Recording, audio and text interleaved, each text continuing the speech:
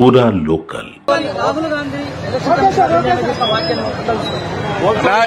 Election కాదని అనుకుంటున్నా.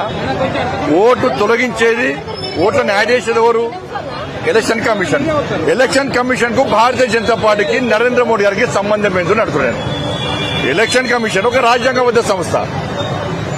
ఇవాళ ఎలక్షన్లు వాళ్ళకు వచ్చిన ఫిర్యాదుల మేరకు, వాళ్ళకున్న ఆలోచన మేరకు తొలగించడము, చేర్చడము వాళ్ళ పరిధిలో ఉంటుంది. ఎక్కడైనా ఫిర్యాదు ఉంటే పోయి వాళ్ళ ఫిర్యాదు చేస్తే దాన్ని సరి చేసే అవకాశం ఆలోచన వాళ్ళు చేస్తారు. దాన్ని పట్టుకొని ఇవాళ మీరు ఇవాళ తొలగిస్తున్నారు, చేస్తున్నారు కదా.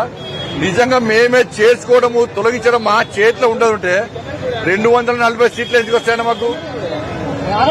ఇలా ఇండియా అలయన్స్ ఈ కలగూరగా అంతా కలిపి 240 వచ్చినాయి, మాకు 230 వచ్చినాయి. మాకు 240 సీట్లు ఎందుకు వస్తాయి? మొత్తం మేమే వేసుకుంటాం కదా. తెలంగాణ రాష్ట్రంలో అధికారులు మేమే వస్తాం కదా, కర్ణాటకలో మేమే వస్తాం కదా, హిమాచల్ ప్రదేశ్ లో మేమే వస్తాం కదా, దేశంలో మేమే వస్తాం కదా. అంటే ఇన్ని 60 సంవత్సరాలు తెలంగాణ రాష్ట్రం ఈ దేశాన్ని కాంగ్రెస్ పార్టీ పాలించింది. అంటే బ్యాలెట్ అన్ని వాళ్ళు వేసుకున్నట్ట. వాళ్ళు చేస్తారు సంసారం, ఇంకోళ్ళు చేస్తే వ్యభిచారం. ఇవాళ ఇదంతా కరెక్ట్ పద్ధతి కాదు.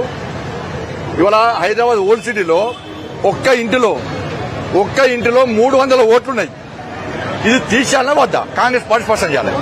ఒక్క ఇంటిలో 300 ఓట్లున్నాయి, ఇది తీసేయాలన్నా వద్దా చెప్పాలి. అది ఎలక్షన్ కమిషన్ యొక్క బాధ్యత. దాన్ని పట్టుకొని ఇలా ఓటు వాళ్ళకి అనుకూలంగా వస్తానో ఈవీఎంలు, బ్యాలెట్ చాలా మంచిది, వాళ్ళకి వ్యతిరేకంగా వస్తే ఇదో స్కామ్ అంటారు. కాబట్టి ఇట్లా అనుకుంటే, ఇట్లా ఆలోచన ఉంటే ఇవాళ భారతీయ జనతా పార్టీ వాళ్ళు అరే వచ్చి 10 సంవత్సరాలు కాలే ఇప్పుడే గింత ఏడుపు హామీది బీజేపీ మీద, మోడీ గారి మీద.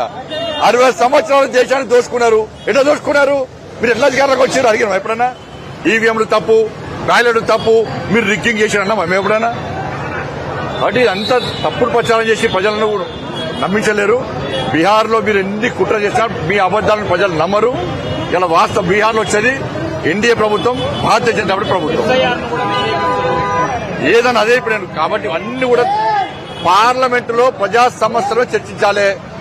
ఇలా కాంగ్రెస్ పార్టీకి ఎక్కువ సీట్లు ఇస్తే కాంగ్రెస్ పార్టీ ఏం చేస్తుంది? వాళ్ళ పార్లమెంట్ నిర్వహిస్తలేదు. అందుకే ఇలా రాహుల్ గాంధీకి దీని మీద ఐడియా లేదు. రాహుల్ గాంధీ అవగాహన హరైతే వల్లనే కాంగ్రెస్ పార్టీ కుక్కలు చుట్టడం విస్తరణ లెక్కైంది. రాబోయే రోజులు అదే జరుగుతుంది. థ్యాంక్ యూ అన్న.